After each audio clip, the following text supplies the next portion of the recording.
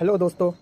अभी मैं ट्रैवल कर रहा था मालेगांव से मुंबई के लिए, तो मुझे विंडो सीट अलॉट हुई बस के अंदर। तो बस में मैं बैठा, मेरे बाजू में लगभग 35 टू 36 ईयर्स ओल्ड एक नौजवान आदमी आकर बैठे। उन्होंने मुझसे कहा कि अभी विंडो को ओपन कर दो, क्योंकि बस खड़ी हुई थी तो गर्मी लग रही थी। फिर विंडो को मैंने ओपन कर दिया। फिर आफ्टर सम टाइम उन्होंने मुझसे कहा, जब हमारा सफ़र स्टार्ट हुआ तो उन्होंने मुझसे कहा कि विंडो को क्लोज़ कर दो, क्योंकि ठंड ज़्यादा हो गई थी, हवा अंदर आ रही थी, इसलिए विंडो को क्लोज़ कर दिया। ऐसा हमारा इंटरेक्शन और कन्वर्सेशन स्टार्ट हुआ। जब हमारा कन्वर्सेशन स्टार्ट हुआ तो उन्होंने मुझसे पूछा कि आप मुंबई क्या करने जा रहे हो। तो मैंने उनसे कहा, एक्चुअली मैं मुंबई नहीं जा रहा हूँ, मैं पनवेल जा रहा हूँ, हॉस्टल में रहता हूँ। और मैंने अपनी बेसिक इन्फॉर्मेशन उनसे शेयर की।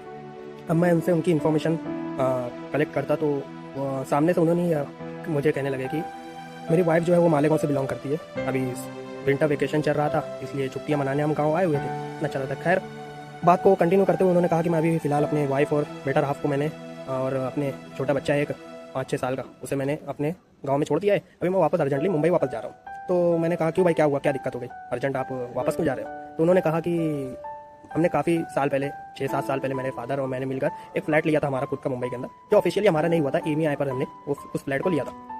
अब ऐसा हो गया कि अगले 3 महीने में हम उस पैसे को पूरा करने वाले थे। उस कलेक्ट करना, जमा करना चालू किया, सेव करना चालू किया। अभी कुछ हम तुम्हारा, ये तो बहुत अच्छी बात है, आप अपना खुद का घर, ऑफिशियली खुद का घर हो जाएगा आपका। तो उन्होंने कहा कि हाँ, होना तो चाहिए था, लेकिन अभी मुझे सुबह कॉल आया, हमारे पड़ोसी जो हमारे नेबर है उनका कॉल आया कि आपका घर का ताला टूटा हुआ है। हम अंदर जाकर देखे हैं तो सारा सामान वगैरह बिखरा हुआ है। गालिबन यानी सामान वगैरह बिखरा हुआ था, मतलब चोरी हुई थी।